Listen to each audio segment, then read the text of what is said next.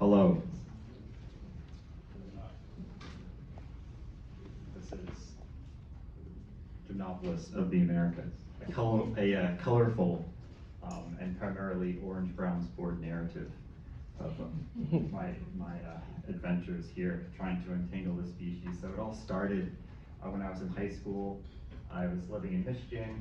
My parents took me down to Naples, and I was really enamored by all of the tropical plants and weird, moist, sweaty things growing around. And I was noticing these fungi that I thought were brilliantly colored and mysterious, primarily because when I would post my images of them on Mushroom Observer and iNaturalist, no one gave me a satisfying ID. And young, bright-eyed naturalist, I can understand that. I thought that everything, you could just identify it and just look at it, and I was really then curious about taxonomy and how you can kind of figure these things out. So then college happened. College is the place where you answer questions and then get many, many more questions and tell you don't know what to do, leave, stay, there's more, they're coming at you, swarming at you. And in doing that, I decided to, talking to Dr. Matthew Smith, to try to figure out these species. We didn't think we'd be able to get DNA from the historic holotypes, and I figured that if I make a map of all the holotype localities and I go back to all these localities that I could access, I could recollect new material and sequence it. So I planned all of my weekends, all of my vacations, to drive around to all these places and follow the ghosts of these early describers like Merle and Peck, and I made all these hundreds of collections, and there's some of the distribution of some of them, and it was really fun. And I found the mushrooms, but I found floating babies, herpes medications, crack pipes.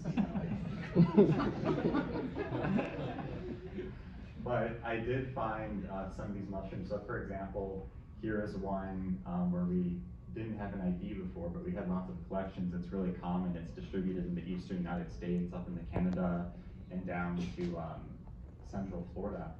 And I was able to get new ecological data, so I was noticing from all these collections I was getting that it grows in these riparian and aquatic areas. It typically fruits from half-submerged logs.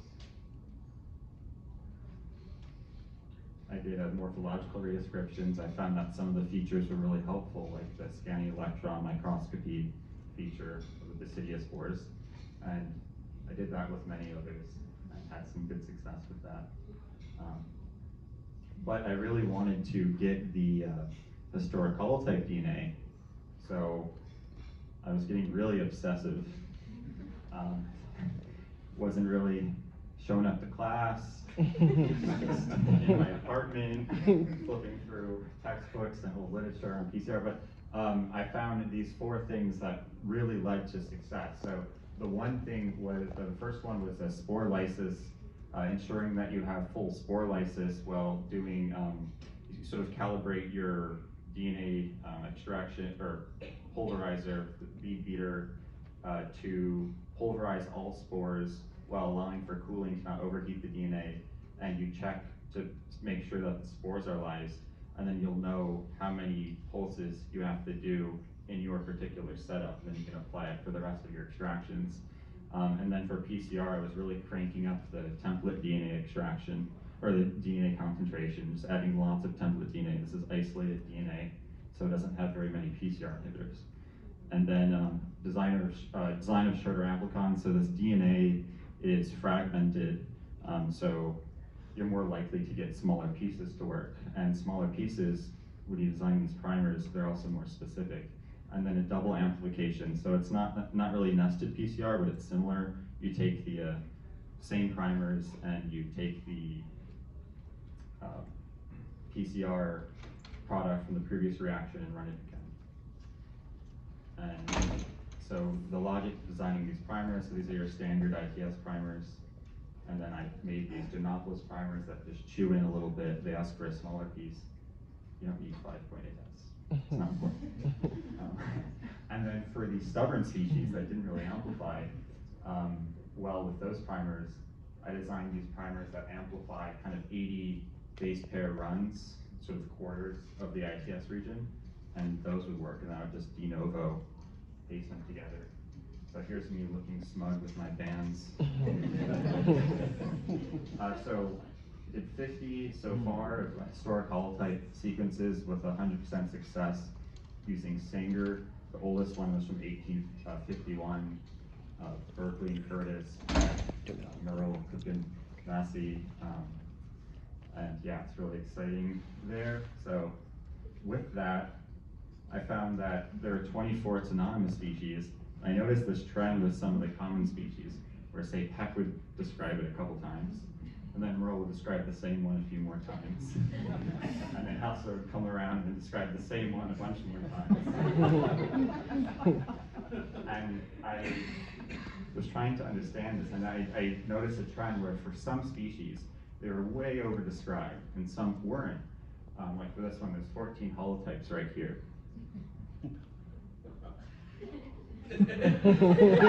What's so funny?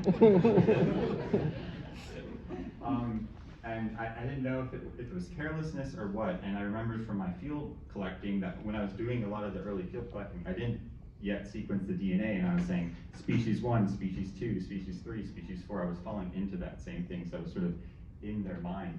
And then I found a way you can culture from years old herbarium collections of these Gymnopolis, where you soak them in tween overnight, the spores, and I was culturing these things and fruiting them in controlled greenhouse conditions, and I found that a moisture condition was an environmental variable that led to things looking like completely different species. So these are the same exact isolate. This is just with rain, simulated rainfall, and you can't see the squamules anymore, and it's a completely different color. And they would have described this as different species. That's how the holotypes looked and the descriptions were, because it's hygrophony, it persists after drying, so it doesn't go away when they're dried. The colors get lost, some of the distinctive pigments, and it just becomes concolorous. It actually the water will affect the shape of the stipe. So here's like a clavate, thicker stipe. The water makes it thinner. You'd even get in the same isolate, in the same conditions, just random variations, even at the same developmental stage of the pigment, like that one just was bright pink. And these two, so this is all Gymnopolis earlii as an example, and these are both Gymnopolis earlii. I did other loci as well to verify, and they are, it's a strain level variation as well, but it's also confusing, so we have some cool sort of genetically linked phenotypes. Then I also noticed for some of these species, earlii as an example, that was over-described, it would grow on different substrates, like on palm, on pine, on hardwood, but for some of the other Gymnopolis species that were described less redundantly, they would be substrate specific, like Malleus. 24 of my collections were in conifer and pine, but on nothing else. Subparaphilus only on hardwood, but earlii on everything. So some conclusions. There is hope, I believe, for barcoding these historic types, especially using the DNA abstraction and PCR techniques, and that Gymnopolis is confounding and confusing to contemporary historic mycologists alike. And for broader applications, I also have primers that use a similar principle that work for agaricite fungi more generally, and I've had really good success amplifying other groups. They solve the similar problems where you're asking for less template and they're more specific. There's a published protocol on primers if you guys want those, then you know me. And I'd like to thank the Smith Lab and everyone that's contributed collections, people that have helped with permitting, Dr. Jean Lodge is there's other people that have helped.